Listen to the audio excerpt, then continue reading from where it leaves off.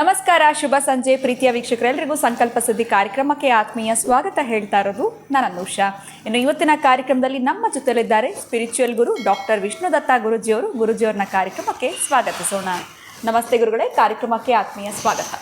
ಒಳ್ಳೆದಾಗಲಿ ಗುರುಗಳು. ಎಲ್ಲೋ ಒಂದು ಕಡೆ ಕಷ್ಟಪಟ್ಟು ಕೆಲಸ ಮಾಡ್ತಾ ಇರ್ತೀವಿ, ಈ ಕೆಲಸ ಆ ಕೆಲಸ ಎಲ್ಲ ಥರದ ಕೆಲಸಗಳಲ್ಲಿ ತೊಡಗಿಸ್ಕೊಂಡಿರ್ತೀವಿ. ಆದರೆ ಸಾಕಷ್ಟು ಜನಕ್ಕೆ ಈ ಆಪರ್ಚುನಿಟಿ ಅನ್ನುವಂಥದ್ದೇ ಸಿಗ್ತಾ ಇರೋದಿಲ್ಲ. ಅವ್ರಿಗಿರುವಂಥ ಟ್ಯಾಲೆಂಟ್ಗೆ, ಅವ್ರು ಮಾಡ್ತಾ ಇರುವಂಥ ಕೆಲಸಕ್ಕೆ ಎಲ್ಲೋ ಒಂದು ಕಡೆ ಡಿಫ್ರೆನ್ಸ್ ಇರುತ್ತೆ.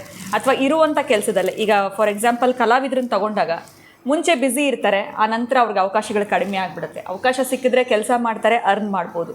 ಈ ಅವಕಾಶಗಳೇ ಇಲ್ಲ ಅಂದಾಗ, ಅದೇ ರೀತಿ ನಾವು ಬಿಸ್ನೆಸ್ ಫೀಲ್ಡ್ ತೊಗೊಂಡಾಗ ಬೊಟಿಕ್ಸ್ ಆಗಿರ್ಬೋದು ಅಥವಾ ಬೇರೆ ಬೇರೆ ಒಂದು ಉದ್ಯಮದಲ್ಲಿ ಇರುವಂಥವ್ರಿಗೆ ಈ ಆಪರ್ಚುನಿಟಿ ಅನ್ನುವಂಥದ್ದು ಪ್ರತಿಯೊಬ್ಬರಿಗೂ ಭಾಳ ಇಂಪಾರ್ಟೆಂಟು. ಸೊ ಆಪರ್ಚುನಿಟಿ ಸಿಗಬೇಕು ಅಥವಾ ಆಪರ್ಚುನಿಟಿ ಬರೋ ಹಾಗೆ ಮಾಡ್ಕೊಳ್ಬೇಕು ಅಂತಂದರೆ ಏನಾದರೂ ಯಂತ್ರ ತಂತ್ರ ಮಂತ್ರ ಏನಾದರೂ ಫಾಲೋ ಮಾಡ್ಬೋದಾ, ರೆಮಿಡಿ ಕೊಡ್ಬೋದಾ? ಏನು ಹೇಳ್ತೀರಾ ಗುರುಗಳ ಇದ್ರ ಬಗ್ಗೆ?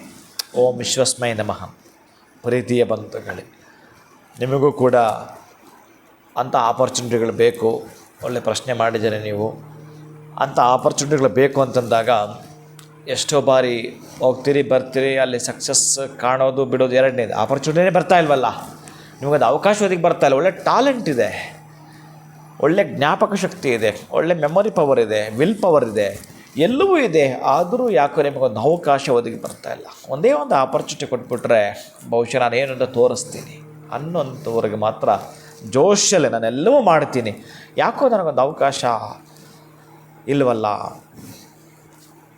ನಾನೆಲ್ಲೋ ಒಂದು ಕಡೆ ಓದಿದ್ದು, ಕಣ್ಣು ಇಲ್ಲದ ಒಬ್ಬ ಕುರುಡ ಆ ಒಂದು ಟೀಮಿಗೆ ಸಂಬಂಧಪಟ್ಟವ್ರನ್ನ ಕೇಳ್ತಾನಂತೆ, ನನಗೊಂದು ಅವಕಾಶ ಕೊಟ್ಟರೆ ನಾನು 3 ಸೆಕೆಂಡಲ್ಲಿ 100 ಮೀಟ್ರ್ ಓಡಿ ತೋರಿಸ್ತೀನಿ ಅಂತ. 3 ಸೆಕೆಂಡಲ್ಲಿ 100 ಮೀಟ್ರ್ ಓಡಿ ತೋರಿಸ್ತೀನಿ ಅಂತ ಹೇಳ್ತಾರೆ. ಅವರೆಲ್ಲ ನಕ್ಕು ಬಿಡ್ತಾರೆ, ತುಂಬ ನಕ್ಕು ಬಿಡ್ತಾರೆ. ಇದು ಸಾಧ್ಯನೇ ಇಲ್ಲ, ಇವನೇನು ಹೇಳ್ತಾನೆ ಅಂಥೇಳಿ. ಮೊದಲೇ ಕುರುಡ, ಅವನಿಗೆ ಎಲ್ಲಿ ಏನು ಅಂತ ಗೊತ್ತಿರಲ್ಲ, ಅದೇ ಓಡಿ ತೋರಿಸ್ತಾನೆ ಅಂತ. ಆದರೂ ಕೂಡ ಆ ಟೀಮಲ್ಲಿ ಒಬ್ಬರು ಪಾಪ ಆ ಎಳವನ್ನ ಅಷ್ಟು ಕೇಳ್ಕೊಳ್ತಾ ಇದ್ದಾನೆ. ಆ ಎಳವನಿಗೆ ಒಂದು ಅವಕಾಶವನ್ನು ಕೊಟ್ಟು ಬಿಡೋಣ ಅಂತೇಳಿ ಒಂದು ಅವಕಾಶವನ್ನು ಕೊಡ್ತಾರೆ. 14 ಜನದಲ್ಲಿ ಅವನ ಫಸ್ಟ್ ಬರ್ತಾನೆ. ಗೊತ್ತಿಲ್ಲ ಅಂದರೆ ಅವನ ಒಳಗಡೆ ಅಷ್ಟು ಹುಮ್ಮಸ್ಸಿರುತ್ತೆ, ಅಷ್ಟು ತಾಕತ್ತಿರುತ್ತೆ, ಅಷ್ಟು ಟ್ಯಾಲೆಂಟ್ ಇರುತ್ತೆ.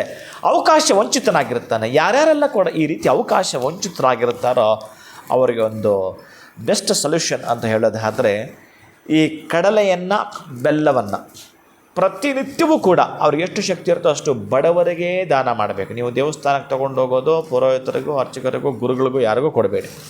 ಬಡವರಿಗೆ ನೀವು ಆಯ್ಕೆ ಮಾಡಿಕೊಂಡಿದ್ದು. ಪಾಪ ಒಪ್ಪತ್ತಿನ ಊಟಕ್ಕೂ ಅಲಿತಾ ಇರ್ತಾರೆ. ಬೆಲ್ಲ ಮತ್ತು ಕಡಲೆ ಯಾವಾಗಲೂ ಅಷ್ಟೇ.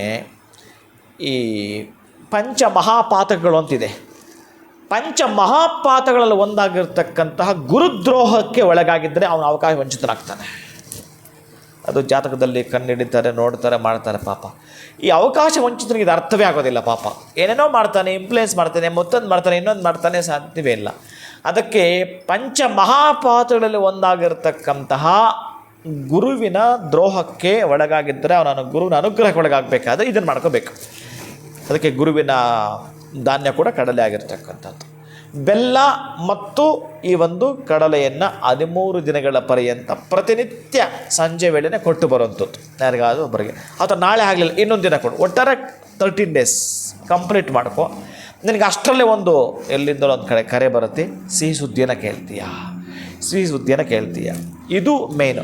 ಆಮೇಲೆ ಈ ಕಾಲಗಳನ್ನ ಯೂಸ್ ಮಾಡ್ಕೋಬೇಕು. ಈ ಬೇಸಿಗೆ ಕಾಲ ಎಲ್ಲ ಎಲ್ಲಾದರೂ ಪಕ್ಷಿಗಳಿಗೆ ನೀರು ಇಡೋದು. ಆಮೇಲೆ ಈ ಕಡಲೆಯನ್ನು ನೆನೆಸಿಬಿಟ್ಟು ಆ ಬೆಲ್ಲವನ್ನು ಕೂಡ ಸ್ವಲ್ಪ ಉಂಡೆ ಮಾಡಿ ಪುಡಿ ಮಾಡಿ ಎಲ್ಲಾದರೂ ಒಂದು ಕಡೆ ಇಡುವಂಥದ್ದು. ಕಡಲೆ ಕೂಡ ನೆನೆಸಿಡುವಂಥದ್ದು, ನೀರು ಇಡುವಂಥದ್ದು.